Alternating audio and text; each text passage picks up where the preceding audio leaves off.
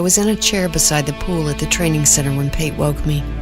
I dozed off without realizing it and was surprised that I hadn't heard him enter, since the automatic door lock chimed whenever someone accessed the swimming area. "Can we talk about when Alex left?" he asked, getting right to the point. I was surprised again, and his question brought me completely awake. We hadn't talked about Alex since, well, when he walked out on us, and that was years before. I didn't think Pate even remembered much about it, since he'd never mentioned it before, and honestly, I was okay letting bygones be gone. "Sure, Pate, what's on your mind?" I rubbed the corner of my eyes and leaned forward, stretching a little. Out of habit, I checked the doors, noting that they were closed and that the locking units were active. I wonder what the lock logs would report if I pulled them. "Did you know he was going to go? You never talked about it to me after." He looked at me, and I snapped my attention back to his face. I stared into his dark eyes, taking in the roughening lines of his face, more grown up now than just a few months ago, it seemed. Both of us searching the others for reasons, both of us holding back.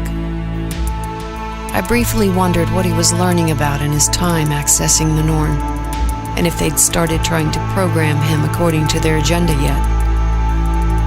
The thought crossed my mind that he must have discovered his abilities, at least to some superficial level of awareness by then. "Alex left without warning me," I offered, weakly. Pate didn't respond, waiting for a more detailed answer. "He put us in a bad spot for a while by doing that. Do you remember?" "I remember that there was a fight," he said, kicking at the concrete next to me for a moment, distracted or embarrassed for some reason. "I don't think you saw me there, and understandably, since you were so caught up in the argument, but I was standing beside and behind the old reading chair," he confessed, referring to an antique chair that had been passed down in the family for who knows how long. My great-great someone or other had probably been the first to stop keeping track of its lineage. It was so old. "I saw him hit you," he added. I took that in and my pulse quickened briefly, recalling the sting of Alex's hand striking my cheek, the involuntary welling up of tears, the flushing of my face, and an instant later, the blinding flash of anger.